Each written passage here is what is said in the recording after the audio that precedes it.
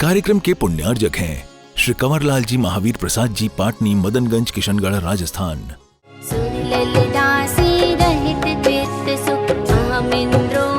पदवी में पाकर फिर वह जन्म लिया था आर्यखंड में, भारत में। गुरुजांगल वह देश कहा था जहाँ हस्तनापुरी महा, जैसे मध्य देह में नाभि शोभे वैसी नगरी वहाँ, शोभे वैसी नगरी वहाँ। ओम नमः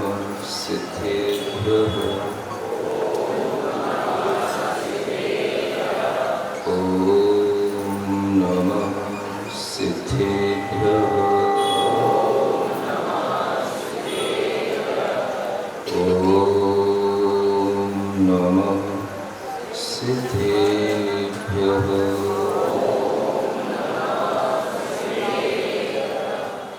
श्री शांतिनाथ पद पंकज चंचरीका, देवानराः समभवन गणनाव्यपेता। एकोऽस्मि तेषु मतिशक्तिविहीनतोऽपि, भक्त्या प्रकर्षमुपयामि च तत्प्रभावम्। क्या हुआ? कहानी अच्छी लग रही है? वह दमिदारी राजा अपना दूत भेजता है उन दोनों अपराजित और अनंतवीर दोनों भाइयों के पास में, और वह दूत जाकर के वहां निवेदन करता है कि आप वैसे तो बहुत प्रतापी हैं, लेकिन अगर इस समय पर इस क्षेत्र में किसी का नाम, किसी का प्रताप जानने में आता है तो उस राजा का नाम है दमिदारी। कोई भी श्रेष्ठ वस्तु होती है तो वह श्रेष्ठ राजा के योग्य ही होती है, और अगर किसी हल्के व्यक्ति के हाथ में आ गई है तो वह वस्तु उसके द्वारा सेवन करने योग्य नहीं होती है। ये नीति है। इसलिए आप लोगों के लिए उस दमतारी ने आदेश दिया है, हमें दूत बना करके भेजा है कि अपनी दोनों नर्तकियां वहां पहुंचा दो। दमतारी ने उन नर्तकियों को बुलाया है। दूत ने जब इस तरह की बात बोली तो जो पुण्यवान है, बलवान है, और बलवान होने के साथ साथ धैर्यवान भी है, क्षमावान भी है, वो आपस में विचार करने लगे कि ये कौन सा संदेश कौन से राजा का मेरे पास आ गया। अपने मंत्रियों को बुलाया, चर्चा की, और उस समय पर चर्चा करके वो थोड़ी सी चिंता में पड़े कि इनके लिए क्या समाधान निकाला जाए। अपने राज्य की चीज किसी दूसरे को दी जाए, ये एक राजा के लिए संभव तो है नहीं। अगर वो मांग रहा है तो इसका सीधा सीधा तरीका है कि युद्ध किया जाए, और युद्ध करने के लिए तैयारी करना है तो अपने मंत्रियों से पूछना होता है, सबको तैयार करना होता है, और फिर उसी तरह का संदेश वहां पहुंचाया जाता है। प्रतापी राजा किसी चीज में कमजोर नहीं है, लेकिन हर कार्य को विचार पूर्वक करने की क्षमता रखते हैं, धैर्य के साथ करने की क्षमता रखते हैं। तो वह विचार कर रहे थे, और उसी बीच में देखो क्या होता है। पुण्य किम दुरासदम, एक नीति वाक्य है। पुण्य होने पर क्या दुर्लभ है, अर्थात कुछ भी दुर्लभ नहीं। महापुरुष के लिए चिंता होना भी उसके लिए एक दुख है, और अगर वह पुण्यवान है तो उसकी चिंता होते ही उसके सामने वो चीज उपस्थित हो जाती है, उसकी चिंता का समाधान कर देती है। आपको थोड़ा सा पूर्व भव की ओर ले जाना चाहता हूं। पूर्व भव देव से भी पहले का भाव। जब वो विद्याधर थे उस समय पर उन्होंने अपनी साधना से विद्याधरों के यहां पर अनेक तरह की विद्याएं सिद्ध करने की एक प्रथा होती है, और उस समय पर उन्होंने अनेक विद्याएं सिद्ध कर ली थी। लेकिन किसी विद्या से कभी काम नहीं लिया था। वो सिद्ध की हुई विद्याओं से उन्होंने कह दिया हमें किसी तरह की अभी कोई जरूरत नहीं है, ये तो मेरा कुल धर्म था जो मैंने विद्याएं सिद्ध कर ली अपनी योग्यता की परीक्षा करने के लिए, और उन्होंने उन विद्याओं से कोई काम नहीं लिया था। देखो वह जन्म निकल गया, देव पर्याय का दूसरा जन्म निकल गया, और तीसरे जन्म में आकर के वो विद्याएं वहां उपस्थित हो जाती हैं और उस अपराजित से कहती हैं मैं आपकी हर तरह से सहायता करने के लिए तैयार हूं, आप किसी भी तरह की चिंता ना करें, आप निश्चिंत होइए। वह विद्याएं आकर के जब इस तरह से कहती हैं तो वे दोनों भाई निश्चिंत तो थे, लेकिन थोड़ी बहुत चिंता होती है। जब बड़ा राज्य होता है, सब कुछ बाहर होता है, तो अपना प्रताप भी दिखाने के लिए सब लोग तत्पर रहते हैं। तो उन दोनों ने कहा कोई बात नहीं, अब हमारे लिए ये काम आसान हो गया है। उन्होंने उन विद्याओं का सहारा लिया और विद्याओं के सहारे उन्होंने अपना रूप बनाया। किसका? नर्तकियों का रूप बनाया दोनों में, क्योंकि विद्याओं के माध्यम से कोई भी रूप बन सकता है। अनेक तरह की विद्याएं होती हैं, बहुरूपणी विद्या होती है, पर्ण लघु विद्या होती है, हल्के से हल्का शरीर बना सकते हैं, छोटे से छोटा शरीर बना सकते हैं, किसी भी पशु का शरीर बना सकते हैं, किसी भी स्त्री आदि का शरीर बना सकते हैं, कुछ भी क्रिया की जा सकती है। और वह विद्याओं के माध्यम से दोनों नर्तकियों का रूप बना करके सामने आ गए दूत के, और कहते हैं चलो हमारे राजा ने हम दोनों को आज्ञा दे दी है, आप हमें ले चलो अपने राजा के पास। और वह दोनों नर्तकियां उस दूत के साथ में दमितारी के यहां पहुंच जाती हैं। सुन रहे हो कि नहीं? पीछे तक। अब वहां पहुंचने के बाद में सभी कलाओं में निपुण होते हैं। कहा जाता है कि पुरुषों के लिए भी हर तरह की कला आनी चाहिए और आती है। पहले के लोग हमेशा इसी तरह की कलाएं सीखा करते थे। विद्याओं में, कलाओं में निपुण होना ये सिखाया जाता था बच्चों को, और उन कलाओं में संगीत कला, नृत्य कला, ये सब कलाएं होती हैं। और राजाओं को हर तरह की कलाएं आती हैं। जो भी बड़े बड़े महापुरुष होते हैं वो सब कलाएं जानते हैं, और विद्याओं के माध्यम से तो और अच्छी तरह से उन्हें सुविधाजनक तरीके से वो कलाएं प्रस्तुत करने का मौका मिल जाता है।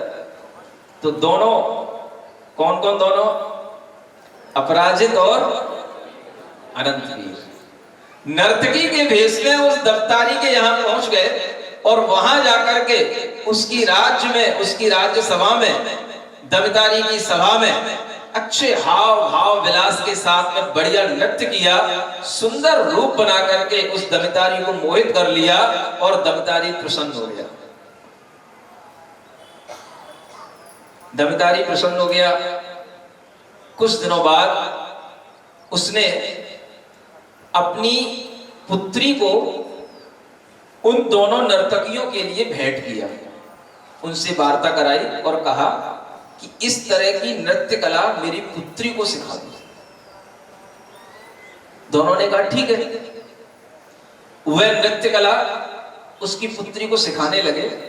अब दोनों समझ रहे थे कि यहां से निकलना तो है, लेकिन कैसे निकले?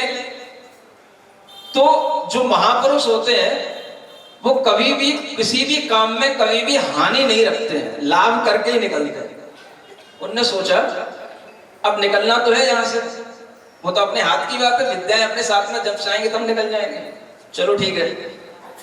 उस राजा दमितारी की जो पुत्री थी उसको उन्होंने मोहित करने के लिए अच्छे अच्छे शब्दों से अच्छे चित्र बना करके उसे एक राजा का रूप बना करके दिखाया, और कहा कि देखो सबसे सुंदर इस दुनिया में अगर कोई है तो ये है, उसका नाम है अनंतवीर। क्या नाम है? और वह बेटी जो उसकी पुत्री थी उसको देख करके मोहित हो गई और कहने लगी मुझे इससे मिलवाओ। मुझे तो इसी के साथ में रहना है। तो वो कहने लगे ठीक है, मिलवाते हैं, चलते हैं। तो उन्होंने उसका रूप बना करके, अनंत वीर का रूप बना करके वहां दिखा दिया, और फिर दोनों लोग उस बेटी को लेकर के, उस पुत्री को लेकर के वहां से चलते बने, आकाश मार्ग से, आकाश गामनी विद्या के माध्यम से वहां से निकल गए। जब वहां से निकल गए तब दमितारी को लगा कि क्या हो गया, मेरी पुत्री कहां गई और ये नर्तकियां कहां गई। जब उसे समझ में आया कि ये कोई हमें धोखा दे करके हमारी पुत्री को भी लेकर के चला गया, तब वह दमितारी अपनी योद्धा भेजता है लड़ने के लिए उन दोनों से, अपनी पुत्री को छुड़ाने के लिए। अब वो भी बलभद्र थे, बहुत बलवान होते हैं। तो पहले जो योद्धा भेजे वो सारे के सारे उन्होंने पराजित कर दिए और सब वापस लौट आए। दोबारा फिर उस दमितारी ने और बड़े बड़े योद्धा भेजे, वो भी उन बलभद्र ने पराजित कर दिए और वो भी सब वापस आ गए। तब जाकर के दमितारी सोचता है ये हो क्या रहा है, ये कोई सामान्य बात तो नहीं है जो इतने बड़े बड़े योद्धा हमारे लौट करके आ रहे हैं, मात खा के आ रहे हैं, कुछ मर रहे हैं, कुछ जी रहे हैं। तो वह फिर जानकारी लेता है, तब उसे पता पड़ता है कि कोई बड़े पुण्यवान विद्याओं के माध्यम से दो व्यक्ति आए और वह इस तरह का भेष बना करके हमें ठग करके हमारी पुत्री को भी ले गए। अब वह दमितारी युद्ध करने के लिए चलता है, स्वयं चलता है, और वह दमितारी भी उन बलभद्र के सामने आ जाता है और वह युद्ध करने के लिए तत्पर होता है। और उस समय पर ये सब संयोग क्यों बन जाते हैं, कैसे बन जाते हैं, ये आपको थोड़ी सी जानकारी रखना है। इसका सबसे बड़ा कारण है नारायण के सामने प्रति नारायण का आना। जहां नारायण होते हैं वहां पर प्रति नारायण भी होता है। जहां पर लक्ष्मण होंगे वहां पर रावण होगा ही। सुन रहे हो? दोनों का संयोग किसी ना किसी कारण से बनेगा, मिलेगा। और जब प्रति नारायण के लिए उसका निकट समय आता है तब ऐसे संयोग बनते हैं, क्योंकि दोनों में युद्ध होगा, एक की मृत्यु होगी और वह प्रति नारायण की मृत्यु ही होती है पहले। इसलिए ये संयोग अपने आप बनते हैं और किसी भी निमित्त के माध्यम से बन जाते हैं। जैसे रावण के लिए संयोग बना सीता का हरण, इसी तरह से इस दमितारी के लिए संयोग बन रहा है। ये भी बहुत बड़ा अर्थ चक्रवर्ती ये भी कहलाता है, ये प्रति नारायण की उपाधि से सुशोभित है। और यह सामने आता है बलभद्र के और युद्ध करता है। और जब ये बलभद्र के ऊपर हावी होने को होता है तो उसी समय पर अनंत वीर जो उनका भाई था वो इसके सामने आ जाता है और भाई को बचाने के लिए इनके इससे युद्ध करने लग जाता है। किससे? दमितारी से। अनंत वीर नारायण है, दमितारी प्रति नारायण है। और एक बड़े संयोग की बात यह होती है कि एक चक्र होता है जो सबसे ज्यादा देवों के द्वारा अधिष्ठित और बलवान माना जाता है। वह चक्र जैसे चक्रवर्ती होते हैं उनके पास रहता है, ऐसे ही नारायण और प्रति नारायण में से प्रति नारायण के पास चक्र होता है। इसलिए प्रति नारायण अपने आप को बहुत बलवान मानता है, क्योंकि मेरे पास में देवोपुनीत चक्र है। वो उसका अंतिम ब्रह्मास्त्र होता है, अंतिम अस्त्र होता है। जब कोई राजा जीता ना जाए, और ऐसा हो नहीं सकता कि प्रति नारायण किसी को जीत ना पाए, लेकिन जब कोई ऐसा राजा उसके सामने आ जाए जिससे वो युद्ध करते करते हारता ही चला जाए, जीत ना पाए, तब अंतिम शस्त्र का उपयोग किया जाता है,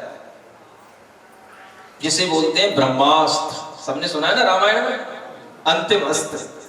सारे अस्त्र फेंकने के बाद में जब कुछ काम ना आए तब वो फेंका जाता है। और इस तरह से युद्ध होते होते प्रति नारायण के पास में चक्र था।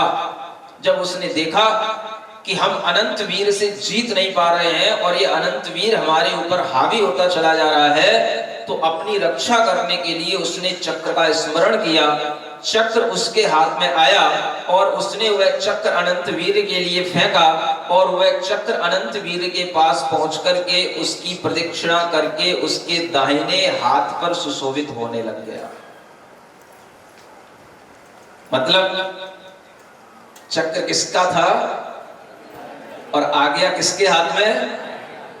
मरने के उपरांत, मरने की जिनके अंदर इस तरह से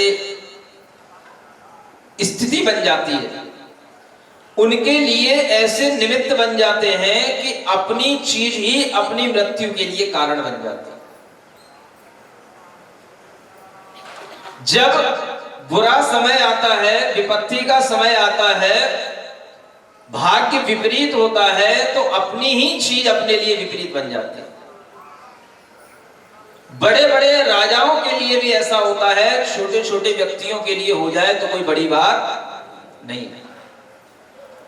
जिसका जिस निमित्त से मरण होना है वह निमित्त भी किसी ना किसी कारण से उसके सामने आ ही जाता है। वैसे ही लोग मिल जाते हैं, वैसे ही बुद्धि हो जाती है, वैसे ही सहायता करने वाले सहायक मिल जाते हैं और उसके लिए वह कार्य घटित हो जाता है जो होना होता है। इसलिए कहा जाता है कि उसी प्रकार की बुद्धि उत्पन्न होती है जैसी भवितव्यता होती है। उस प्रति नारायण के मृत्यु का समय निकट आ रहा है और उसी के कारण से वह युद्ध करने के लिए तत्पर हो गया, चक्र चलाने को तत्पर हो गया और वह चक्र उसकी जो अंतिम शक्ति थी, जब उसने देखा कि इस चक्र ने उसका गला तो काटा नहीं, उल्टा यह चक्र प्रदक्षिणा देकर के उसके हाथ में स्थित हो गया, तो वह दंग रह गया, आश्चर्य में पड़ गया, ये क्या हो गया। सारी शक्तियां पुण्यवान जीवों के हाथ में होती हैं। इसलिए आचार्य कहते हैं पुण्य अर्जित करो। पुण्य हाथ में होता है तो किसी भी तरह का कोई आक्रमण करता है तो उससे रक्षा हो जाती है और वह रक्षा करने वाला अपना केवल अपना पुण्य होता है और कोई चीज नहीं होती। सामने वाला कितना भी आपके ऊपर कोई भी अस्त्र से शस्त्र से किसी भी तरह का कोई भी आपके ऊपर हमला करे, बचने की हिम्मत तभी आती है, बचाव तभी होता है जब हमारा पुण्य हमारे साथ में होता है। नहीं तो उस तरह के निमित्त मिल जाते हैं और उन निमित्तों के माध्यम से भी घटनाएं घट जाती हैं। आप लोग सब देखते होंगे किस किस तरह से लोगों की किन किन निमित्तों से मृत्यु हो जाती है और वो निमित्त कई बार अपने आप बन जाते हैं, छोटी छोटी बातों पर बन जाते हैं और छोटी छोटी बातों पर बड़ी बड़ी लड़ाइयां, बड़ी बड़ी घटनाएं घट जाती हैं और वह एक दूसरे के लिए संकट का कारण बन जाती है। छोटी छोटी बातों समाज के अंदर भी ये चीजें देखने को मिलती हैं। आपस में समाज में किसी भी कारण से कोई लड़ाइयां हो जाती हैं तो वो लड़ाइयां इस हद तक पहुंच जाती हैं कि मर्डर तक हो जाते हैं। अभी एक छोटे से गांव की बात, नाम नहीं लूंगा, उस गांव में एक ऐसी घटना घटी। एक छोटी सी बात को लेकर के किसी ने कूड़ा कहीं डाल दिया और वह कूड़ा डालने के कारण से ऐसा उपद्रव हो गया कि वह किसी को मारने के लिए पहुंचा, वो नहीं मर पाया और उल्टा उसके लिए किसी ने मार दिया, उसके प्राण निकल गए। केस चल रहे हैं। अब वो केस कभी निपटने वाले नहीं है। एक दूसरे की हत्या का अगर कोई निमित्त बन जाता है तो उस निमित्त में हमें देखना चाहिए कि ये निमित्त उसके लिए बना, लेकिन समाज में रहने वाले अनेक लोग होते हैं, उन सबके लिए वह आफत का काम हो जाता है, संकट का काम हो जाता है और उस समय पर हम ये नहीं सोच पाते हैं कि एक के साथ हुआ है तो वह उसके लिए ही इस तरह की निमित्त बनकर के मृत्यु होने थी, इसलिए हो गई। हमें इस बात को क्षमा करके आगे बढ़ना चाहिए, ऐसा भाव आ नहीं पाता।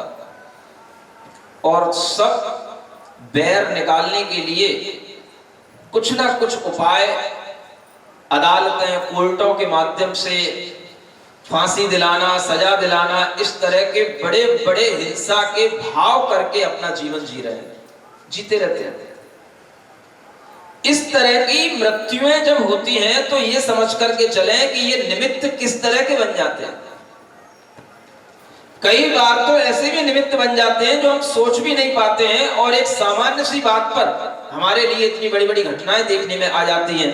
कोई किसी की मृत्यु कर देता है, किसी का कोई किसी भी तरह से कत्ल कर देता है, और वह कुछ बात समझ में नहीं आती और बड़ा बड़ा काम हो जाता है। हमें सोचना चाहिए कि इन दोनों जीवों का आपस में पहले से कुछ ऐसा वैर रहा होगा, ये दोनों अपने उस वैर के कारण से एक दूसरे का घात किए।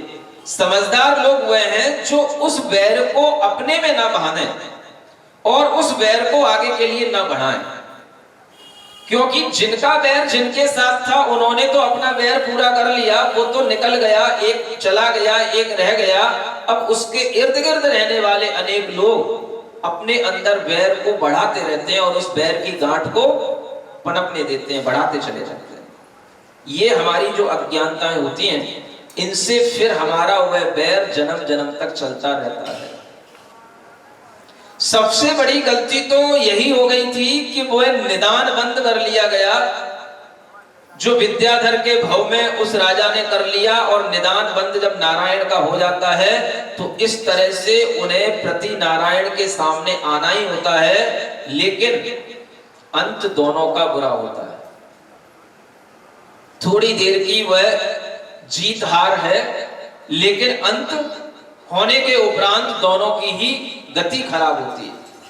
ये सिद्धांत है, और इसी सिद्धांत को देखते हुए वह प्रति नारायण जब सामने आ गया, ऐसी उसकी बुद्धि हो ही गई, तो उस समय पर जब वह चक्र अनंत वीर के हाथ में आ गया, तो अनंत वीर ने वह चक्र उसी दमतारी के लिए फेंका, और दमतारी की मृत्यु का वह कारण बन गया। दमतारी वहीं गिर पड़ा, उसका गला हट गया। क्या हो गया? खेल समाप्त हो गया? अभी समाप्त नहीं हुआ। दमितारी का तो खेल समाप्त हो गया, लेकिन वह पुत्री जो इस खेल को देख रही है, सोच रही है कि हो क्या गया, क्या हो गया, मेरे कारण से मेरे पिता की मृत्यु हो गई, और ये दोनों लोग भी मुझे ले जा रहे हैं। कहां ले जा रहे हैं, क्या करेंगे, अभी उनके सामने कुछ स्पष्ट नहीं है, और खेल खेल में इतना बड़ा खेला हो गया। जब वह पुत्री और वह सब दोनों लोग वापिस चलने लगे, अब उसकी मृत्यु हो गई, वो तो हो गई, वो तो होनी ही थी। ये नारायण घोषित हो गए, प्रति नारायण का अंत हो गया। अब इन दोनों का निष्कंटक राज्य हो गया, बलभद्र और नारायण की प्रसिद्धि हो गई, और ये उस पुत्री को लेकर के अपने राज्य में चलने लगे। देखो क्या क्या होता है दुनिया में, हर जीव अपनी अपनी परिणामों से अपनी अपनी गति को प्राप्त होता है। जब वे रास्ते में चलने लगे तो आकाश मार्ग से जा रहे थे, उनका विमान कीलित हो गया।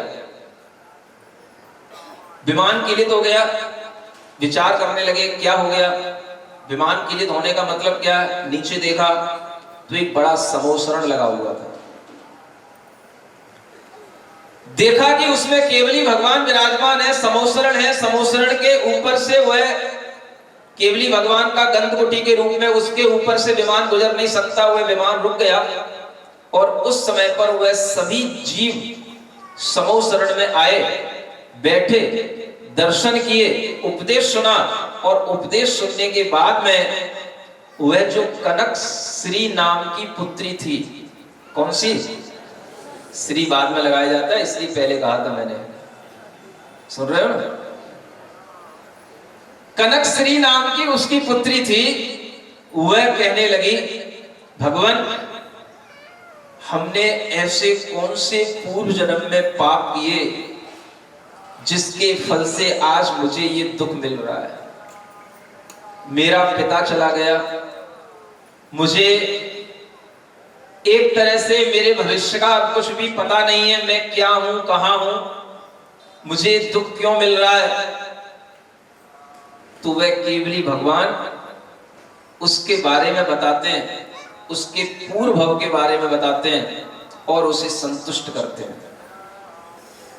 क्या बताते हैं ये आपको कल सुनने को मिलेगा, क्योंकि समय आपका अपनी गति से चल रहा है और आपको ध्यान रखना है कि अभी ये दोनों राजा अपराजित और अनंतवीर अपने घर तक नहीं पहुंचे, अपने राज्य तक नहीं पहुंचे। अभी ये बीच में ही समोसरण में जाकर के रुक गए और वह कनक श्री भी वही बैठी बैठी अपने पूर्व को सुनने के लिए तत्पर है। और यह कहानी जब और आगे बढ़ेगी तब आपके लिए इसका श्रवण करने को मिलेगा। तब तक के लिए आप थोड़ा सा मन शांत करके ध्यान लगा करके अपने चित्त को ऊर्जावान बनाने की कोशिश करें। सीधे बैठे, दोनों हाथों को सिद्ध मुद्रा में लाएं। कोहनी सीधी, दोनों हाथ अंजलि नुमा, उंगलियां थोड़ी सी ऊपर की ओर, दोनों हाथ आपस में मिले हुए, बाहें सीधी रखें।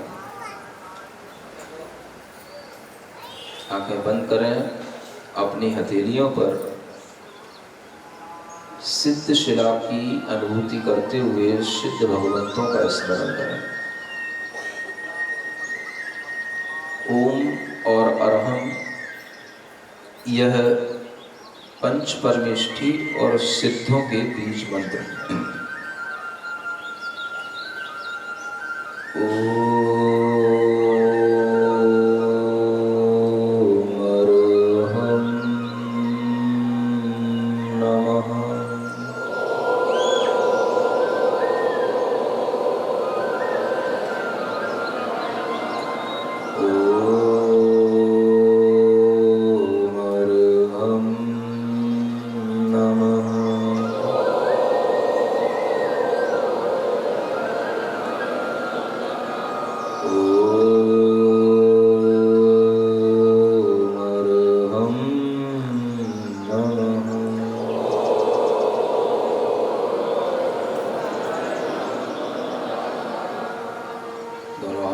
ज्ञान मुद्रा के साथ अपने घुटनों पर रखें, आंखें बंद रखें, शांत भाव से बैठें, हिले नहीं,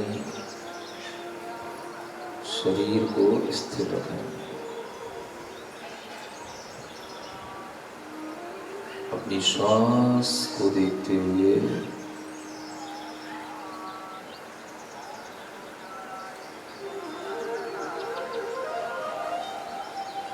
अपनी चेतना को पूरे शरीर में महसूस करें।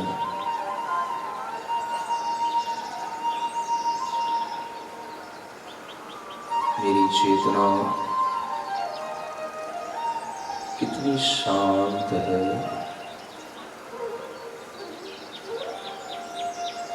मेरी बुद्धि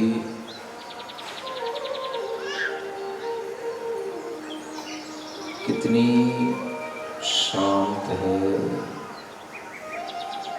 ऐसा महसूस करते हुए शांति का अनुभव करें।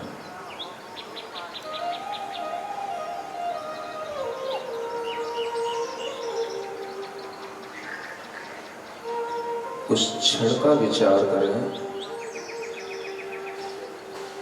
जब आप क्रोधित होते हैं।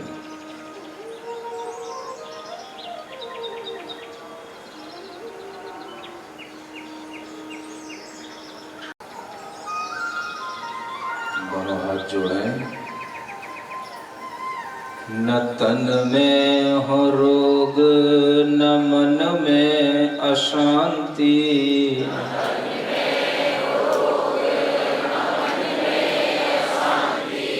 हो सारे जहां में परम शांति शांति।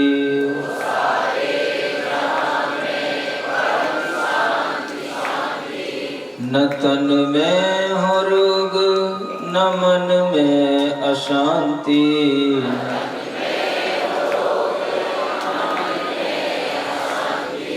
हो सारे जहां में परम शांति शांति।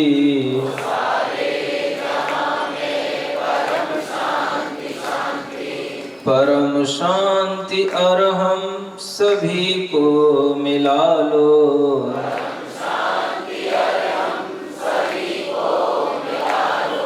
महामंत्र से चेतना को सजा लो।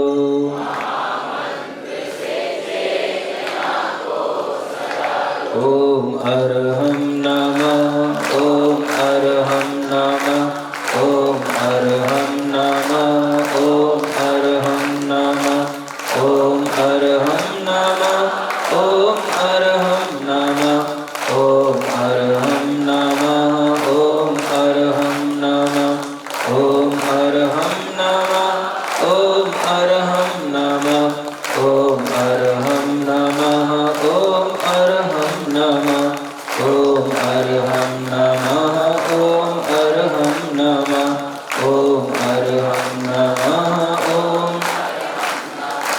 अपनी दोनों हथेलियां विस्कर आंखों पर रखेंगे और थोड़ी देर रहेंगे। महसूस करेंगे मेरी आंखों में शांति है, मेरी आंखों में किसी के लिए कोई क्रोध नहीं, मेरे चेहरे पर कोई क्रोध नहीं, मैं शांत हूँ, शांत हूँ, शांत हूँ।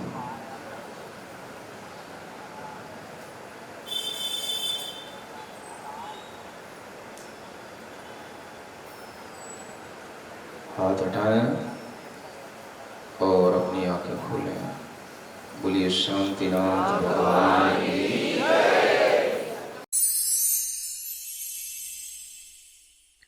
सिरिजिणवाणी जग कल्याणी जग जन मदतम मोहरी जनमण हारी गढ़हर हारी जम जरा भव रोग हरि तिथ्य राणम दिव्य झुणिम जो पढ़ई सुणई मय्ये धारई राणम सौख मणंतम धैर्य सासद मोक्ष पदम पावई सासद मोक्ष पदम पावई।